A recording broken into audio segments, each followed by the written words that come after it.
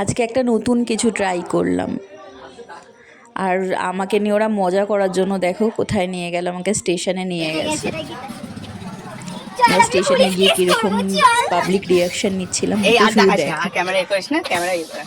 লোকেরা শুধু তাকিয়ে রয়েছে, এবারে কিছু বলতে পারছে না। একটা মহিলা তো আমাকে, মানে ওনাকে তোলা হয়নি ভিডিওটা, জাস্ট উনি আমাকে দেখে হঠাৎ করে না এমনভাবে আমার দিকে তাকিয়ে মানে জিজ্ঞেস করছে যে কী হয়েছে তোমার, কী হয়েছে, কী হয়েছে তোমার, এরকমভাবে কাটলো কী করে। তারপরে অনেকক্ষণ উনি ভালো করে দেখে বলছে না এটা তো কাটার, কী করছো দিলে তোমরা, হ্যাঁ এরকমভাবে জিজ্ঞেস করছিল।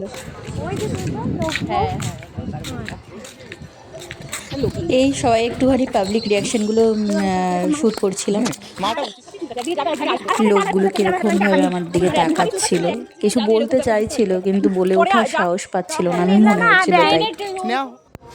তারপরে এই দাদুটার পাশে গিয়ে বসার অন্তত 5 মিনিট পরে দাদুটা আমার দিকে তাকিয়ে আমার দিকে মুখটা ঘুরিয়ে নিল।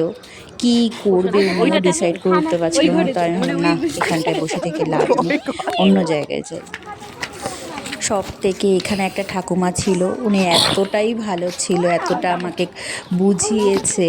শুধু তোমরা একটুখানি ওনার ভয়েসটা শোনো, ওনার কথাগুলো শোনো।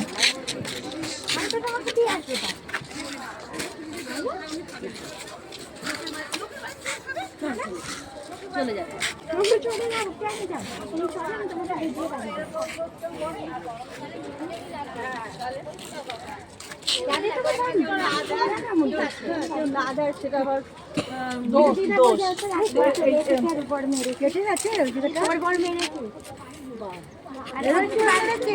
তুমি বাড়ি চলো যাচ্ছি, চলো আমি আসছি।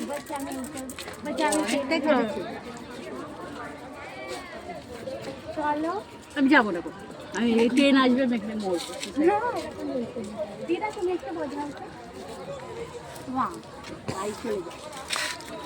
বাড়ি চলে যাও, আমি তোমাকে বলছি মা, তোরা মা মা লক্ষ্মী মা, যাও বাড়ি চলে যাও, স্বামীকে ছেড়ে লক্ষ্মী মা, শোনা মা। চলো একটা দিদা বলছে চলো বাড়ি চলো, চল বাড়ি চলো।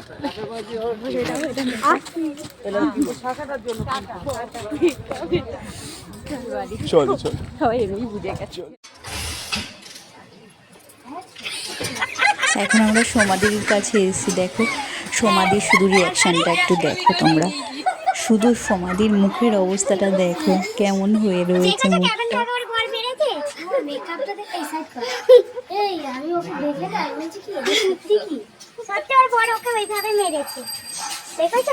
এরকম সংসার করা ভালো না করাই ভালো, এরকম